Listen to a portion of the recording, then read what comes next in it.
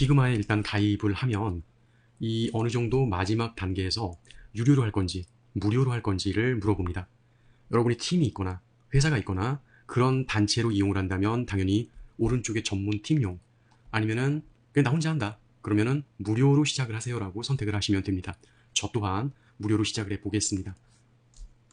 현재 우리는 여러 사람이 같이 스토리보드를 가지고 짜면서 나가는 게 아니라 이 피그마에 대한 기본적인 사항들을 배우는 거기 때문에 리소스로 막 반영해서 하는 거 이전에 가장 기본적인 피그마로 디자인하기를 선택을 합니다. 그러면 창이 이렇게 막 열려요. 이렇게 전체를 열은 상태고 당연히 구글로 로그인을 한 상태죠. 아무것도 없다. 나는 처음에 설치도 안 했다. 이건 설치를 할 수 있는 필요가 있는 게 아니라 라이브러리나 이런 거를 가져다 쓰기 전에는 일반적인 빈 문서, 무제라는 부분 있죠. 이렇게 화면이 나오면 일단은 성공한 겁니다.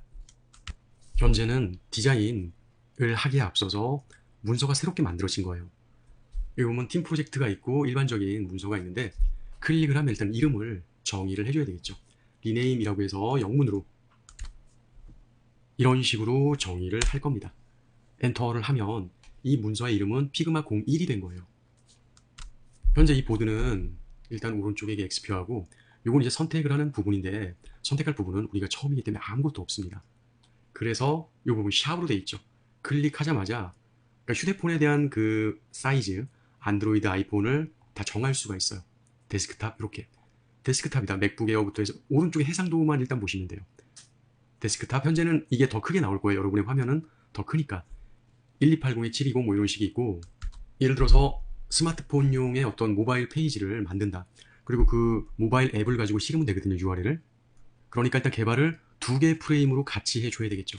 그 방법은 피그마를 이제 로그인을 하시고 새로 고침이나 이렇게 하면은 이렇게만 나오는 게 아니라 지금 여러분 아마 아이폰 15든 몇이든 이렇게 쭉 나올 거예요. 상황에 따라서 알맞는 사항을 선택하시면 되겠고, 뭐 일단은 14 프로를 일단 클릭해서 보면 이렇게 하나의 디바이스라고 하죠. 툴.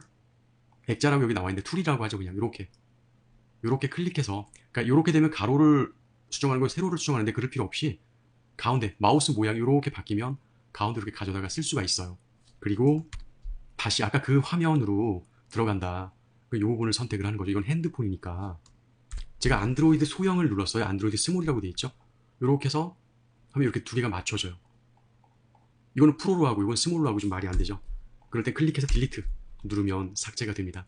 다시 아이폰 14 프로 클릭하면 나와요. 드래그, 그리고 다시 샵 누르고 안드로이드 대형 클릭하면 이렇게 나와요. 이렇게 해서 개발이 되는 겁니다. 그런데 나는 스마트폰 앱용 개발도 좋지만 지금 딜리트해서 제거한 거예요. PC로 해서 뭔가를 좀 개발을 데스크탑으로 해야 된다. 그러면은 샵을 누르고 핸드폰 선택된 거를 해제를 하는 거죠. 태블릿용도 좋지만 거의 이 홈페이지를 만들 때 데스크탑으로 개발해서 반응형으로 태블릿까지는 커버를 합니다. 아니면 핸드폰용, 모바일용으로 해서 태블릿까지는 커버를 해요. 주로 많이 하는 거는 데스크탑인데 꼭 맥북 에어 이런 게 아니고 사이즈예요. 그냥 현재 사이즈의 이 해상도를 보는 거니까 와이어 프레임인지 뭔지. TV다. 나 TV 아닌데. 아니에요. 이건 수정할 수가 있어요. TV면은 이렇게 현재 만들어졌죠. 이건 지금 클릭하면서 움직이면은 XY 가로 세로 값이 이렇게 움직이는 거예요. 그리고 요 모양의 이름을 정할 수 있어요. 더블 클릭해서, 그러니까 이거 해상도예요. 1920에 1080 우르에서 가로가 이렇게 된다는 게 아니라 이름이에요. 그냥 이거는 이름만 이렇게 정한 거예요. 그러니까 이 부분을 만들 때 이렇게 이 부분 있죠. 이 부분을 수정해야 실제 사이즈가 수정이 돼요. 1920 그리고 1080 이렇게 하면 엄청 커졌죠. 도저히 강의 화면으로는 작업하기가 어려운 그런 상태가 돼버렸습니다. 팁을 드리면 피그마도 피그마지만 실제 지금은 8K까지 있는 상태라 거의 홈페이지를 만들 때 900에서 1000 정도의 넓이를 만들어요. 근데 가로로 꽉 찬 거, 이걸 이제 BG 배경으로 해서 1920으로 하거나 아니면 3840이 내 사이트에 접속할 수도 있잖아요. 그렇다고 일부러 이렇게 만질 필요는 없기 때문에 배경의 배경은 거의 3000 정도 사이즈로 맞추는 추세입니다. 일단 그거는 팁으로 알고 계시고, 일단 다시 피그마 강의로 넘어와서 현재 넓이가 너무 넓잖아요. 그래서 저는 6대 9로 해서 와이드로 해서 만들어 줄 겁니다. 그래서 1080에 720, 1280에 720 이어야 되겠군요. 1280에 720. 실제 아래에 있는 게 픽셀이에요. 왼쪽 상단에 있는 거는 이름이에요. 요 부분에. 그래서 아까 스마트폰으로 잠시 넘어가 볼게요. 요거 어차피 언제든 만들 수 있는 거니까 딜리트 어디에 저장도 된 것도 아니에요. 효율적으로 디자인을 하려면 아이폰이든 안드로이드든 일반적인 사이즈를 일단 만들어주고 여기에 모든 기능을 맞추는 거예요. 그래서 거의 퍼센트로 만들어주고 두 군데 다 반영을 시키는 거죠. 안드로이드든 아이폰에도 다 반영이 될 수 있게 효율적으로 디자인하려면 그렇게 해야 됩니다. 그리고 페이스북도 마찬가지지만 웹 앱을 이용해서 프레임만 앱이지 속 안에 구동되는 건 일반 웹페이지입니다. 그렇게 해서 거의 들어가는 개발을 하고 있어요, 지금은. 아니면 내가 원하는 사이즈는 다르다. 이런 게 아니다. 그러면은 요 부분 있죠. 요 부분을 선택을 해요. 그래 여기 그려지는 대로 이렇게 만들어지죠. 요렇게. 선택하면은 하나가 더 만들어진 거예요. 얘는 수동으로 만든 거. 얘고요. 얘는 오른쪽에 있는 부분을 가져온 거. 어차피 둘 다 똑같아요. 사이즈만 다르고 뭐 포토샵으로 하면 이걸 레이어라고 예를 들죠. 여기 다 다를 뿐이에요. 그래서 가져다 쓰거나 아니면 내가 드래그해서 모양을 애초에 만들고 결정을 하거나 이거는 딜리트해서 없애고 데스크탑용도 마찬가지예요. 프레임으로 해서 이렇게 만들어주고 여기서 이제 홈페이지를 만드는 거죠. 이게 하나의 틀이에요. 프레임. 그리고 오른쪽에 왜 이렇게 말이 이상하냐면 이 브라우저에서 이게 한국어로 만들게 만든 거예요. 그래서 한국어를 사용하는 게 아니라 영어로 체크를 하면 이런 모양이 만들어집니다. 브라우저 상단에 주소 표시줄에 보면은 번역하는 게 있어요. 번역하지 않기. 기본 영어로 다시 바꿔놓으면 이렇게 모양이 나옵니다. 이렇게 되는데 얘는 지금 보시는 것처럼 선택하는 툴이에요. 선택하는 툴이고 얘는 만드는 거예요. 프레임 자체를. 규격을 만드는 거죠. 규격이 만들어진 상태에서 레이아웃을 만들어주는 건 바로 이 부분입니다. 딱 봐도 사각형이죠. 클릭하면 실선 뭐 요렇게 지금 있어요. 이걸 이제 뭐 메뉴를 만든다든가 요렇게 벗어나지 않게 레드라인이 나오고 여기도 요렇게 레드라인이 나오고 요렇게 올려서 레드라인이 그 외부로 해서 벗어나지 않게 해주죠. 이렇게 벗어났으면 레드라인으로 보여주는 겁니다. 이 모양이 하나의 레이아웃이에요. 그리고 또 얘를 이렇게 해서 또 하나를 만들 수도 있는 거죠. 홈페이지를 디자인할 때 상단에 어떤 로고라든가 메뉴 또는 떠있는 메뉴, 고정적인 메뉴 이런 식으로 만들듯이 이렇게 만들어 줄 수가 있습니다.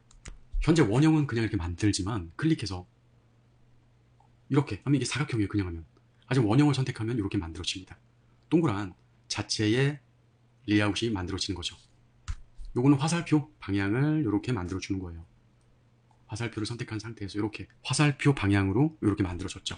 이 부분을 선택해서 그리니까 모양은 여기 있는 대로 이렇게 만들어줄 수 있어요. Shift 누르면 균등하게 만들어지고 이렇게 Shift를 놓으면은 그냥 자유자재로 만들어지고 근데 사실 홈페이지에서 봤을 때 이런 거 안 써요. 그냥 이런 게 있다고 알려드리는 거지. 얘 안 써요. 주로 얘나 얘를 씁니다. 물론 어쩌다가 이렇게 쓰는 경우도 있기는 있습니다. 별을 만든다? 뭐 이렇게 만들 수는 있겠지만 실제 웹사이트에서 별을 만들어서 하는 건 보지 못했죠. 하지만 그것까지 가능하다는 거예요. 그리고 또 하나 별이 아닌 요거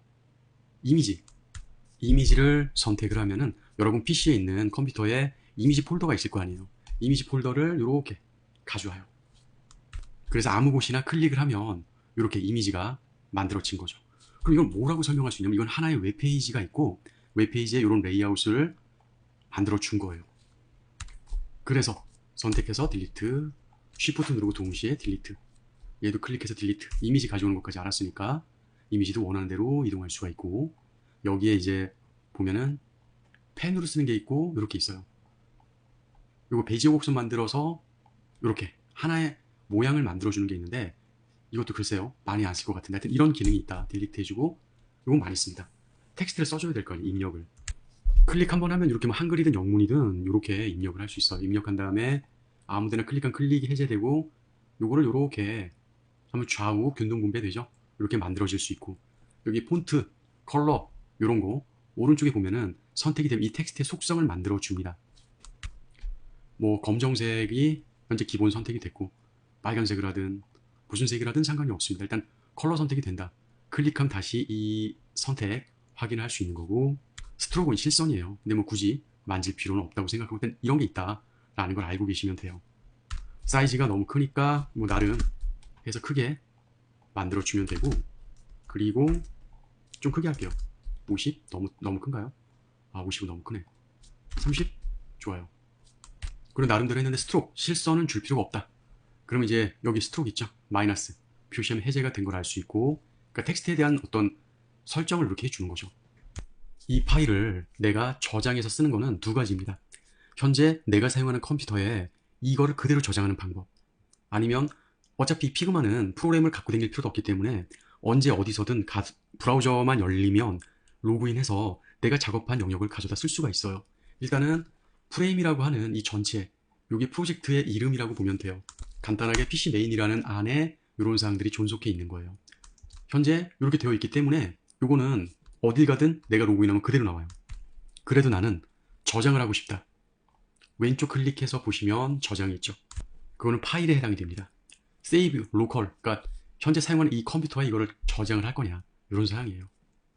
클릭하자마자 여러분 다운로드 폴더 있죠. 브라우저에서 다운로드 마크 있잖아요. 오른쪽 상단에 그곳에 이게 저장이 된 겁니다. 어떻게 저장이 돼 있냐면 이렇게 피그마 01이라고, 왜냐하면 프로젝트 이름을 애초에 이렇게 피그마 언더바 01이라고 저장을 하고 시작했죠. 이 프로젝트 이름 그대로 저장이 된 거예요. 무엇이 되냐면 이 자체 하단까지가 다 저장이 돼 있는 상태입니다. 그런데 저장을 했는데 저처럼 한 번에 다운로드에 들어가지 않고 물어보는 경우, 그건 이 프로젝트의 이름을 정하지 않았기 때문에 물어보는 겁니다. 삭제하고 싶다. 그러면 이 부분 있죠. 프로젝트예요. 프로젝트를 딜리트하는 겁니다. 그러면 이렇게 나오고, 언제 그랬냐는 식으로 해서 이렇게 그 화면이 나오는 걸 볼 수 있어요. 여기서 지금 보시면은 이 피그마 작업하는 게 디자인 파일이었구나 라는 걸 알 수 있을 거예요. 클릭하면은 이렇게 아까와 이렇게 해서 이름을 정했잖아요. 그게 아까 그 부분이고, 이 부분을 딜리트 한다면은 이 자체가 사라지는 거예요. 주로 디자인 파일로 사용하시면 되고, 그리고 저장된 파일 아까 저장했잖아요. 클릭하면은 내가 이제 원하는 쪽으로 해서 더블 클릭해서 가져와야 되겠죠. 아까 우리 저장했죠. 더블 클릭해서 하면은 로드를 막 하면서 가져와요. 이제 완료가 된 거예요. 여기 하나가 있죠. 이 부분입니다. 이 부분 클릭해서 들어가면은 아까 작업했던 사항이 그대로 열리고, 이렇게만 해도 PC 메인 똑같이 되죠. 근데 이렇게 저장을 안 했다. 그럼 이 부분은 날아가는 거예요. 만일에 껐다가 로그인을 하면 이런 화면이 나올 겁니다. 우리는 지금 새로운 디자인 파일을 만들어서 작업하는 거, 그리고 작업한 걸 저장하는 거, 저장한 거를 가져오는 것까지 배웠어요. 그러면 가져온 파일, 열어본 파일들이 여기에 이렇게 있는데, 이 부분을 클릭을 해서, 그러니까 더블 클릭이죠.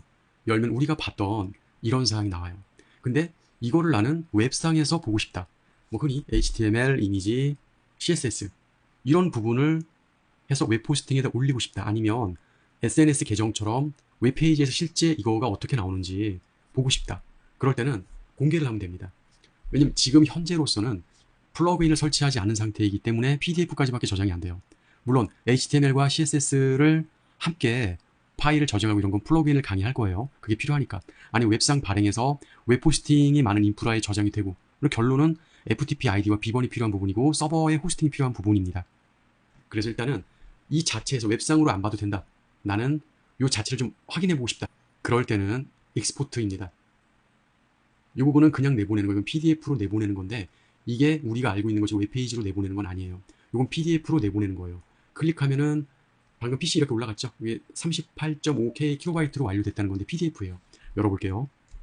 이거는 내가 확인할 수 있는 PDF예요. 현재는 프레임 하나만 있으니까 하나만 있고, 여러 개가 있다. 즉 여기에 PC 메인 이외에 여러 개가 있겠죠. 물론 페이지별로 작업을 하니까 여러 개가 있다 그러면 여기 여러 개가 나와서 클릭하면 PPT처럼, 그러니까 파워포인트처럼 이 PDF에서도 표현이 됩니다. 이렇게 해서 어떤 제출을 하거나 내가 보기 위한 방법. 두 번째는 웹상에서 좀 이거를 공유를 하고 싶다. 누구에게 보여주거나 심사를 받거나, 아니면 나도 이게 웹페이지에서 제대로 나오는지 확인을 하고 싶다라고 했을 때는 오른쪽에 쉐어를 클릭하면 이제 공개를 한다는 거예요. 한국어로 이제 번역을 한 거죠. 오른쪽에서 한국어로 번역을 해서 보면은 어떤 그 이메일 아이디 이런 걸로 해서 초대를 하는 거고, 아니 게시를 하는 거예요. 지금 목적은 피그마 커뮤니티에 게시를 한다. 이거는 골뱅이 아이디 이렇게 해서 게시가 되는 건데, 일단 게시를 한번 해볼게요. 이렇게 이름은 이렇게 피그마라고 돼 있는데 제가 임의적으로 정의를 한 거고, 여기에 뭐 다른 이름을 넣을 수도 있죠. 이렇게 하나의 이름으로 게시를 했고, 여기에 말 그대로 설명을 넣는 거예요. 그리고 태그를 넣는 건데 빨간색 표시는 무조건 있어야 되고 나머지는 없어도 돼요. 여러분이 편한 대로 하시면 되겠고, 이 자체로 게시를 먼저 해보죠. 그럼 주소가 골뱅이 RGO로 나옵니다. 페이지를 실제로 보면 게시가 된 거를 이렇게, 이건 현재 웹페이지가 되는 거예요. 웹페이지가 되고 사이즈가 58%예요. 왜냐면 이 화면이 너무 작으니까. 이건 작업했던 프로젝트가 아니에요. 프레임으로 해서 이 프로젝트가 웹상에서 보여지는 겁니다. 그러니까 이거는 홈페이지에 올리는 FTP에 올리는 그런 게 아니라 이 자체의 어떤 계정으로 아까 공유하는 아이디나 이런 거 초대를 받은 사람들이 이 페이지를 바로 접속할 수 있고 여기 어떤 평가라든가 수정사항이라든가 이런 사항을 남길 수가 있어요. 그 사람의 아이디로 접속을 했을 때. 그리고 이렇게 무조건 게시를 해야 되는 건 아닙니다. 한국어로 변경해 보면은 이 링크가 없다. 그런 링크를 복사해서 주면 돼요. 복사해서 붙여넣으면 이러한 주소가 되는 거죠. 이 페이지는. 그리고 뭐 SNS에 공유를 하면 되는 거고 더 이상 필요 없다. 그럴 때면 게시를 취소하는 겁니다. 평가 받을 거 다 받았고 그럴 때 게시 취소를 해보겠습니다. 파일이 없으니까 찾을 수 없다고 나오고 끝난 거죠. 다시 이 작업 화면으로 돌아온 걸 알 수 있어요. 이제 HTML, CSS 이런 문서로 내보내고 실제 여기 이미지화해서 디자인을 할 수가 있어요. 디자인을 한 거를 이미지로 해서 내보낼 수가 있어요. 여기 내보내기가 있죠. 이 부분을 클릭해서 뭐 GIF, JPG 뭐로 할 건지 그렇게 내보낼 수가 있습니다. 이미지에 대한 확장자들도 나오고요. 그럼 이제 다음 시간에 제대로 이제 기본적인 플러그인 설치부터 좀 해보겠습니다.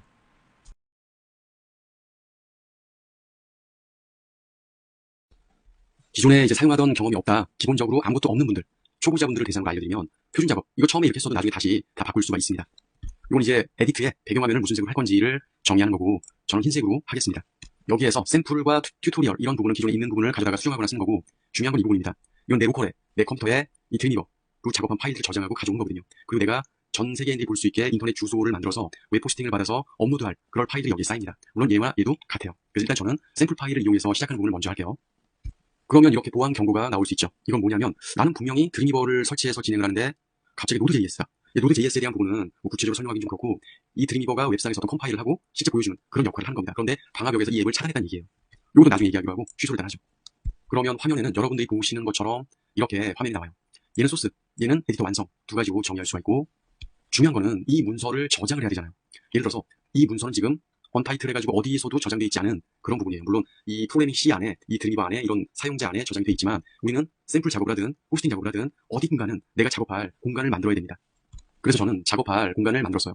이 작업할 주소는 이렇게 됩니다. 물론 현재 여러분의 컴퓨터에서도 해당 폴더를 만들어서 하면 되는데 참고로 이 폴더는 영문으로 만들어 주시길 바랍니다. 한글 나중에 웹 호스팅 올렸을 때 문제 있을 수 있어요. 잘 안 보일 수 있습니다. 그래서 문자세 때문에 안 보이게 되는데 무조건 작업할 폴더는 영문으로 작업해 주셔야 돼요. 여기다가 아까 그 부분을 저장을 좀 먼저 할게요.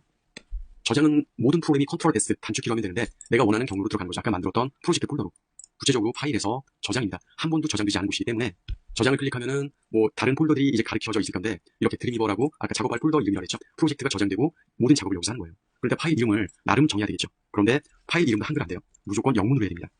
파일에 규약이 있어요. 여러 가지 영문 이름으로 규약을 하지만 제일 처음에 이렇게 굳이 주소를 안 해도 드림위버라고만 해도 해당 페이지가 나오게 하려면은 인덱스라는 규약을 해줘야 돼요.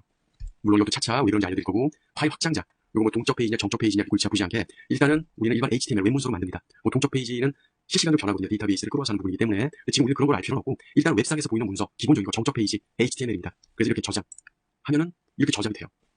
해당 폴더를 볼게요. 저장을 했더니 현재 우리가 보는 이 웹문서 있죠. 이런 웹문서가 우리가 이렇게 보여지기 위해서 저런 파일들이 필요했던 거예요. 뭐냐면 여기 보면은 CSS 마우스 가져다 댔더니 드림위버의 CSS 폴더의 CSS 파일이에요. 보신 것처럼 여기 디폴트 JS 이거는 폴더가 아니라 웹상에서 가져오는 파일이에요. 절대 경우에서 HTTP 돼 있고 얘는 D 드라이브로 돼 있죠. 얘는 로컬이라고 해요. 내 컴퓨터의 프로젝트에 저장된 파일. 얘는 웹상 주소를 가져와서 보여주는 겁니다. 아까 저장한 파일이 인덱스예요. 그리고 아까 CSS 파일 봤죠? 내 PC에 있는 거 들어가면은 요 파일이에요. 그리고 이미지가 있을 거 아니에요. 이미지스라는 경로를 해서 이렇게 파일이 보여지는 겁니다. 그럼 이 웹문서를 드림위버라는 편집기로 열어서 코딩을 하는 겁니다. 밑으로 조금 내리면 이미지가 이렇게 있어요. 이 이미지예요. 클릭을 해서 해당 사항을 보니까 이미지가 선택되면 이렇게 나오잖아요. 아까 이미지스 폴더 보셨죠? 거기에 있는 이미지를 이렇게 출력해서 보여지게 되는 것입니다. 우리는 현재 보는 뷰 방식을 분할로 보고 있어요. 분할은 여기 설명 나와 있죠. 팝업으로. 일반 소스와 디자인된 거를 양쪽으로 보는 거예요. 위아래로. 해당 부분을 클릭하면 해당 부분에 대한 사항을 찾을 수 있어요. 쉽게. 아니면 소스 코드만 보겠다. 그러면 코드. 클릭하면 소스만 이렇게 나와요. 이건 작업하기 편하신 대로 하면 되는 거고요. 인덱스 파일이 하나만 있는 게 아니라 아까 보신 것처럼 CSS와 자바스크립트와 이미지와 이런 태그를 엘리먼트라고 하죠. 이런 부분이 총망라해서 보여지는 건데 가장 기본적으로 아실 거는 우리가 보는 이 웹문서 있죠. 실제 웹상에 올려서 보는 효과를 거둘 수 있는 게 아까 노드.js가 방화벽에 막혔다 그렇게 돼 있잖아요. 어떻게 볼 수 있냐면 이 문서를 실제 홈페이지 브라우저라는 곳에서 보게 될 거예요. 그거는 파일에서 보시면은 여기 실시간 미리 보기라고 있어요. 주로 추천하고 싶은 거는 크롬과 엣지인데 여러 가지가 있죠. 일단 저는 엣지로 한번 보겠습니다. 클릭하면 여기 창이 떠오르면서 이렇게 지금 나오죠. 현재 우리가 드림위버를 보는 홈페이지예요. 홈페이지라고 하죠. 이 드림위버에서 작업한 결과물을 인덱스 파일에서 보여주는 거예요. 근데 주소가 다르죠. 이거는 로컬 IP 주소에 이건 포트 번호입니다. 이것도 나중에 차차 설명해 드릴 건데 웹상에서는 포트 번호가 80이에요. 프리뷰 해가지고 이런 폴더에 이렇게 앱에 이렇게 나와요. 분명히 이건 저장을 했는데 우리가 작업한 거는 이렇게 나와야 되는데 주소가 그렇죠? 이렇게 나와야 되는데 이렇게 나오지 않고 이렇게 나와요. 그건 Node.js라는 게 구동이 돼가지고 실제 HTTP와 동일한 그런 걸로 해서 보여지게 되는 겁니다. 어떻게 알 수 있냐면 이건 HTTP예요. 전체 선택해서 복사 한번 해볼게요. 복사. 근데 복사하기 전에 아예 주소가 되어 있잖아요. 일단 복사를 하고 붙여놓을게요. 다시. 그러면 이거를 보여지게 하는 이런 자체 Node.js라는 시스템을 통해서 보여지게 된 거고 HTTP 인터넷 프로토콜 주소에서 가상 주소 이건 전 세계인이 못 봐요. 나만 볼 수 있는 거예요. 이 내 로컬의 IP 주소죠. 그래서 이런 거를 통해서 작업하다가 나는 잘 보이는데 브라우저상 모두 문제가 없는지 확인하려면 지금처럼 봐가면서 작업을 해야 됩니다. 참고로 이거는 새로 고침을 하지 않아도 자동으로 반영돼요. 제가 이렇게 해놓고 얘를 다른 텍스트로 변경해 볼게요. 더블 클릭해서 로고라고 했어요. 컨트롤 S 저장을 하죠. 그러면 얘는 로고라는 텍스트로 바뀌었습니다. 그럼 브라우저에 보면은 자동으로 바뀌었죠. 얘가 저장이 되면은 얘가 자동 반영이 됩니다. 그리고 참고로 우리가 지금 본 거는 브라우저에서 로고라는 이 부분 있죠. 이 부분에서 맨 아래로 내리면 여기 이 부분까지 볼 수 있는데 이 문서에 보면은 분명히 로고, 즉 이 부분, 이제 깜빡거리지 밑에 소스가 이 부분 이외에 body라는 게 있고 뭐 이런 사항들이 있어요. 근데 이 사항들이 있는데 보여지진 않고 이 사항 아래부터 보여지게 돼요. 즉 결과적으로 알려드리면 우리가 보는 일반 웹문서는요. 처음부터 끝까지 이 웹문서는 body에서 body까지의 엘리먼트와 CSS에 의해서 보여준 거예요. 즉 body, 이 소스에 보면은 body가 시작돼요. 시작되는 걸 이렇게 되고 맨 끝에 내려볼게요. 종료되는 body는 이렇게 돼요. 요 사이가 아까 그 본문으로 보여지는 거예요. 그리고 우리가 보여지지 않는 이 자체는 어디서부터 어디까지냐면은 헤드. 제가 조금 올려볼게요. 이건 우리가 이거 작업하거나 그런 영역이 아니거든요. 여기까지는 우리가 볼 수 없지만 브라우저가 이해하는 거예요. 아, 이거는 도큐멘트 HTML5 문서구나. 이거 언어가 영어구나. 뭐 이렇게 캐릭터 셋이 이렇게 8이구나. 뭐 이런 기타 등등을 보고 브라우저를 보여준 거예요. 바디부터. 여기 뭐 엣지와 크롬, 뭐 익스플로러 이런 거에 이 브라우저는 뭐 반영이 됐다. 뭐 뷰포트에 이런 부분은 공부하면서 차차 할 수 있어요. 충분히. 이건 일도 아니에요. 단지 알려드리고자 하는 거는 두 가지예요. 우리가 이렇게 보는 화려한 색상과 모양 이런 거는 HTML은 기본 틀이고 거기에 옷을 멋지게 스타일화한 게 CSS입니다. CSS가 없다면 이렇게 나오지 않아요. 확인해 볼게요. 바로 이 부분입니다. 여기 CSS. 요 위치는 아까 제가 보여드렸던 그 드림리버 폴더에 CSS라는 게 있었죠? CSS 파일명이 있었잖아요. 이게 만약에 없다. 딜리트했어요. 저장. 컨트롤 S. 그러면 이 모양은 정상적으로 나오지 않습니다. 이렇게 나온다는 거예요. CSS가 없는 상태면은 정말 HTML 소스 그대로가 다 나온 거예요. 이거를 제대로 나오게 하려면은 아까 보신 것처럼 CSS가 있어야 돼요. 여기서도 이렇게 이상하게 나오잖아요. CSS가 없기 때문에 이런 상태가 벌어지는 겁니다. 공부하면서 자세히 왜 그런지랑 어떻게 꾸며지는 건지는 쉽게 배울 수 있고요. 다시 되돌리기를 해서 CSS를 복구했습니다. 컨트롤 S 저장을 해주고 보면 정상적으로 나오죠. 이런 모든 것이 CSS에 대한 이 부분 때문에 그렇게 되는 거고 여기서 다 자동으로 코딩할 수가 있게 됩니다. 그러면 CSS는 어디에 있냐? 왜냐면 지금은 우리는 HTML은 이런 걸로 편집하면서 충분히 수정하고 작업을 할 수가 있죠. 그런데 CSS가 없으니까 아까 그런 모양이 만들어졌죠. 중요한 거는 CSS입니다. CSS는 어디서 수정할 수 있냐면 오른쪽에 요거 보이시죠? 요거를 펼칠 수 있고요. 아니면 너무 저처럼 지금 강의 화면처럼 좁으면 단축 아이콘이 있어요. 파일 트리, 그러니까 계층 구조고 삽입. 이런 CSS 디자이너인데 이 부분이에요. 이 부분을 클릭하니까 아까 얘를 클릭한 것과 동일한 효과가 나오죠. 근데 얘는 소스가 이렇게 줄어들죠. 화면이. 그런데 현재 CSS는 바로 위에 올라가요. 얘가 밀리지 않고 이거 위에 떠 있는 거예요. 이 메뉴가. 여러분이 편한 대로 쓰시면 되는데 아무래도 화면이 좀 넓으면 이거 밀고 쓰시는 게 좀 편합니다. 그리고 HTML도 중요한 게 있어요. 여기 동이라는 부분이거든요. 클릭을 하면은 막 이렇게 나와요. 아, 나 이거 몰라도 되는데. 예, 몰라도 돼요. 제가 아까 설명해드렸던 것처럼 HTML 이 소스 맨 위에 HTML부터 해서 동틀이라고 합니다. 이건 틀이 계층으로 돼 있죠. 결국은 바디 안에 묶여있어요. 아까 설명해드린 것처럼. 우리가 볼 수 있는 이 자체는 이 바디와 바디 사이. 즉, 이 모양은 바디와 바디 사이 때문에 볼 수 있는 거가 되는 거고요. 그리고 이렇게 보여지게 브라우저한테 나는 뭐야, 뭐 CSS 링크 이런 부분이 바로 헤드에서 이루어집니다. 헤드는 이 문서는 뭐고 이런 메타와 타이틀 링크, 스크립트 이런 사이예요. 즉, 맨 위에 올리면 헤드와 헤드 사이 있죠. 이 부분을 얘기하게 되는 겁니다. 이렇게 브라우저가 보고 이해하는 거죠. 이게 이게 뭐 엣지 익스플로러, 뭐 뷰포트 기본이고 CSS 링크랑 이런 게 돼 있구나. 브라우저가 딱 열리자마자 제일 먼저 CSS를 읽지 않고 동틀을 먼저 확인합니다. 그래서 이 문서는 뭐구나. 규약을 확인해요. 그리고 나서 본문을 보여주게 되는 거죠. 그러면 아까 계층에서 동트리는 뭐냐 궁금 안 할 수가 없죠. 브라우저에서 F12를 누르시면은 아마 여러분들은 이렇게 나올 거예요. 일반 소스에 대해서. 여기서 네트워크로 들어갑니다. 그리고 다시 F5를 한번 눌러보세요. 번역은 안 하고요. F5를 클릭하는 순간 막 이런 사항들이 막 나와요. 되게 복잡하다나 알고 싶지 않은. 브라우저가 이거를 딱 봐서 읽혀오고 그런 순서입니다. 처음에 이렇게 이런 사항들이 읽어와서 우리가 보는 사항이에요. 물론 이것도 오늘 할 건 아니에요. 그냥 이런 규약에 의해서 동트리라는 건 이런 계층에 의해서 브라우저를 볼 수 있는 그런 자체가 된다는 것까지만 공부하면서 하나하나 알게 될 거예요. 당장은 이거를 수정하는 거, 이걸 어떻게 바꿀 수 있는지 그게 중요하잖아요. 그거를 이제 들어갈 겁니다. 그런 기본적인 사용 방법을 이제 해야 되겠죠. 어차피 여기서 편하게 우리는 코딩이라는 거를 통해서 기존 홈페이지를 변경하면서 학습을 잘 할 거예요. 왼쪽에다 메뉴를 좀 보죠. 이건 문서를 여는 건데 이미 문서는 열려 있어요. 클릭했더니 여기 문서는 열려 있죠. 인덱스 파일. 현재 우리가 작업하고 있는 파일이에요. 그리고 이 부분은 파일 관리인데 웹 호스팅을 받는 경우에 내려받고 작업한 걸 업로드하는 거예요. 저장된 파일을 인덱스나 기타 등등.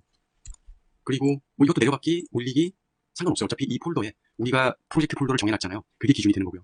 또 하나는 이 부분 라이브 뷰 옵션이다. 아까 우리가 그 스타일을 미리 봤잖아요. 라이브 실시간으로 본다. 실시간으로 본다. 이 부분을 얘기하는 거예요. 이 부분은 현재 우리가 작업하는 부분을 얘기하는 거고 여기를 클릭해서 보면은 링크를 클릭해서 할 수 있고 여기는 지금 보면은 자동으로 원격 파일을 동기화한다. 아까 제가 여기 저장했잖아요. 저장했더니 브라우저에서 바로 보여졌죠. 자동으로 동기화했기 때문에 보여지게 된 것입니다. 그리고 이런 툴바도 따로 코딩을 해서 쓸 수가 있어요. 내가 원하는 거를 선택해서 여기다가 다 넣을 수가 있는 거죠. 일단 지금 기본적인 값으로 그냥 내버려 두겠습니다. 그리고 위에 이 부분은 좀 없애도록 할게요. 이 부분을 클릭하면 없어지고요. 일단 좀 좁더라도 이 부분을 활성화를 좀 해놓고 쓰도록 하겠습니다. 좀 좁혀도 상관은 없으니까요. 가장 먼저 이 홈페이지는 어떻게 운영되고 있는가, 어떻게 제작되었는가 클릭을 하면 이렇게 지금 돼 있고, 바깥에 클릭하면 주황색으로 이렇게 나와 있어요. 이건 지금 뭐냐면 위로 보면은 제일 바깥에 이 부분입니다. 얘는 로고가 깜빡거리지만 그게 아니라 위로 좀 올리면 이 부분이거든요. 현재 여기서 선택된 거는 주황색밖에 없죠. 이 주황색은 맨 위에 웹 문서를 기준으로 잡는 div라는 이 엘리먼트예요. 컨테이너라는 거죠. 얘를 적어볼게요. 적으면은 아무 상도 안 나오죠. 요 사이에 div 컨테이너라는 안에 다 들어가 있어요. 무슨 뜻이냐면은 클래스 컨테이너라고 이름을 정해놨죠. 이 이름은 자기 마음대로 정할 수가 있는데 그냥 하나의 규약이다라고 보시면 돼요. 그럼 이 넓이, 높이는 어떻게 돼 있나? 현재 div라는 이 부분은 현재 이 부분에서 밑으로 조금 내려볼게요. 전체의 바디 돼 있죠? 밑으로 쭉 내려볼게요. 딱 여기까지가 해당이 되는 겁니다. 이걸 어떻게 확인할 수 있냐면 어렵지 않아요. 컨테이너를 선택을 하면은 CSS 디자이너 탭에 현재의 계산됨에서 이렇게 돼 있죠. 이거 뭐냐? 클래스명이라고 하는 겁니다. 클래스명은 클래스 대괄호 컨테이너가 돼 있죠. 컨테이너를 정한 거예요. CSS 파일이 있는 거예요. 이거는 넓이가 90%예요. 높이는 고정 1000픽셀. 왜 넓이를 몇백 픽셀로 안정했을까? 이건 반응형 웹까지 감안한 거예요. 여는 브라우저에 따라서 이 본문은 90% 안에서 보이는 거예요. 뭐냐면 브라우저가 이렇게 나오죠. 이 넓이를 얘기하는 겁니다.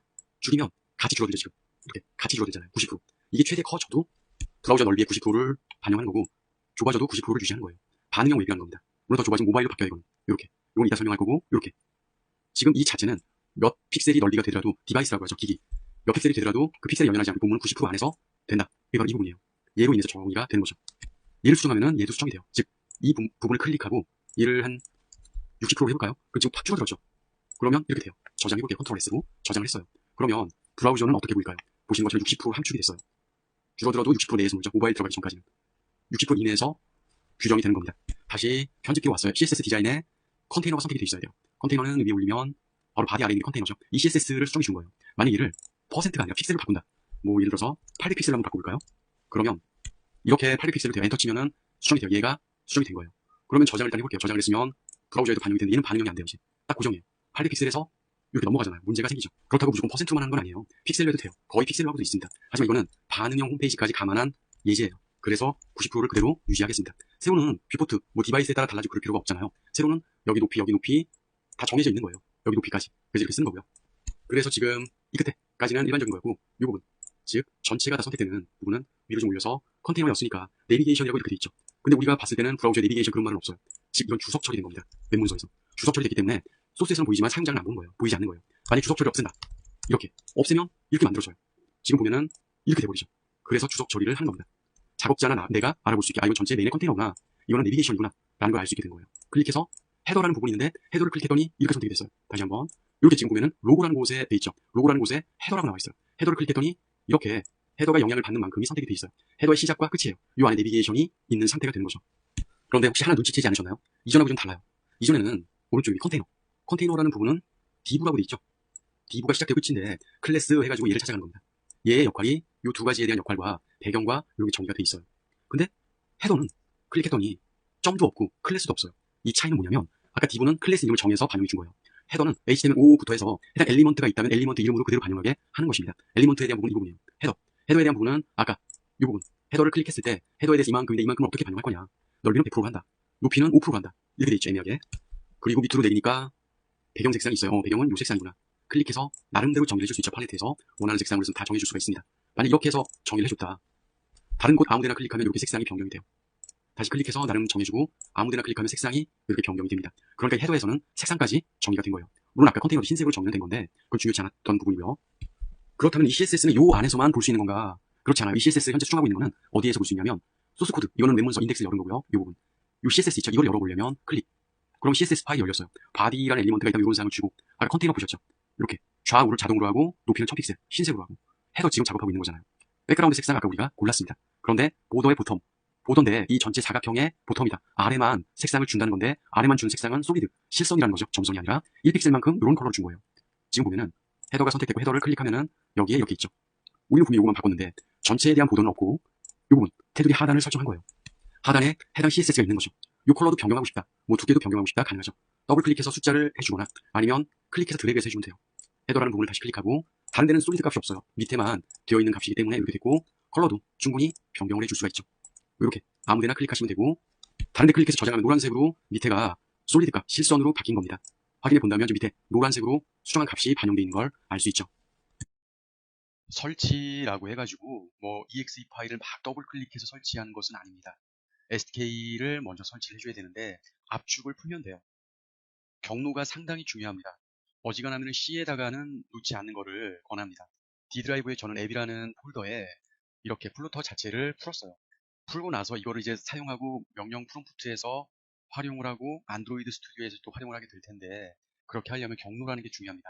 나의 윈도우와 맞춰줘야 돼요. 그러려면은 여기에 빈 폴더를 들어가세요.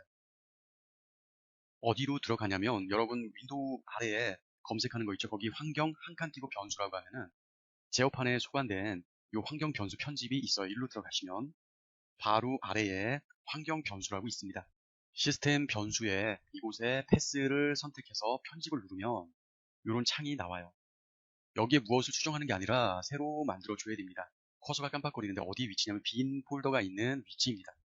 여길 그대로 컨트롤 C 복사를 해주고 이렇게 붙여 넣어주는 거예요. 그리고 이제 확인해서 다 완료를 해주는 거죠. 필요한 거는 명령 프롬프트입니다. 그냥 실행해도 되고 오른쪽 마우스 클릭해서 관리자 권한으로 실행을 해도 됩니다. 현재 관리자 권한으로 실행을 한 거고 이거는 플루터니까 이렇게 입력을 해주는 거죠. 나름대로의 시간이 지나면 뭐 이렇게 완료가 된 사항이 나와요. 이 사항은 이 명령을 해주고 그 다음에 이건 자동 진행된 사항인데 이렇게 나온 거는 문제없이 다 활용할 수 있게 됐다라는 얘기입니다. 그리고 굳이 명령 프롬프트만을 써야 되는 게 아니라 쉘을 가지고 확인할 수도 있습니다. 얘가 제대로 콘솔에서 실행이 되고 해당 디렉토리의 명령을 완료할 수 있는지 그 의존도라고 하죠. 좀 어려운 말인데 파일에서 보면은 쉘 열기가 있어요. 그냥 관리자 권한으로 열겠습니다. 이곳에 이 부분인데 중요한 거는 얘가 제대로 설치가 됐는지만 확인하면 되고 필요한 프로그램이 뭔지를 확인하면 됩니다. 일단 이렇게 나왔어요. 뭐 딱 봐도 요거는 이제 이게 제대로 됐다라는 얘기고 빨간색 안드로이드에 대해서 설치를 해야 돼요. 아직 설치가 안 된 상태예요. 해당 사항이 없다라는 거죠. 이제는 설치만 해주면 됩니다. 안드로이드는 일단 플루터를 쓰기 위해서는 전체 설치를 권장합니다. 이렇게 나름대로의 시간이 좀 진행이 될 거예요. 설정할 부분 다 체크하면은. 설치를 하다 보면은 이렇게 완료 화면에 디렉토리를 설정하는 거예요. 디렉토리 설정 안 해도 되고요. 그냥 다음 넘어가면 웰컴이라는 부분 나오는데 그냥 스탠다드하게 설치를 한다는 거죠. 세팅을 하고 색상을 고르는 겁니다. SDK와 요 타입 스탠다드 용량 사이즈 완료를 해줘요. 나름대로의 이런 화면이 나올 거예요. 일단 세팅을 좀 해야 되는데 클릭해서 SDK 매니저가 제일 중요하죠. 그렇게 최신 안드로이드 버전으로 선택하고 나서 그리고 이건 그냥 쓸 게 아니기 때문에 플루터를 설치를 따로 해줘야 돼요. 그게 플러그인입니다. 열자마자 플루터라고 해서 검색을 하면 이렇게 해당 사항이 나오죠. 얘는 인스톨하면은 안드로이드 스튜디오를 다시 재실행을 해줘야 돼요. 이제 진행이 됐고 리스타트 정의를 하겠습니다. 재실행이 됐는데 플루터 프로젝트라는 부분이 스타트로 만들어졌죠. 이제 이 쉘 명령을 다시 열었습니다. 안드로이드도 다 세팅을 했고 닥터라고 해서 이 부분 라이센스를 허가를 해야 돼요. 엔터를 치면은 물론 명령어는 여러분이 강의 자료를 다운받으시면 좀 긴 거는 복사해서 붙여넣을 수 있게 해놨고 엔터라면 yes냐 no냐를 물어봐요. 몇 번. 그래서 yes라고 해서 엔터를 치면 최종적으로 커서 깜빡입니다. 라이센스를 다 허가를 했다라는 거예요. 이제는 어떤 게 필요한지 다시 한번 닥터라고 해보면은 안드로이드까지는 전부 올 녹색으로 해서 이렇게 나왔어요. 그리고 이제는 요거 프로젝트를 한번 실행을 해보면 애플리케이션이 선택된 상태에서 넥스트 경로를 정하고 이름을 정하는 거예요. 이곳은 플루터가 설치되어 있는 아까 보셨던 그 위치를 정의를 해야 돼요. 이 앱의 프로젝트를 어디에다가 만들 거냐, 이 앱을. 그 위치는 아까 보셨던 이곳에 저는 만들 겁니다. 이건 이제 도메인 여러분 회사의 홈페이지 도메인을 쓰셔야 돼요. 어차피 나중에 배포할 때 이게 필요합니다.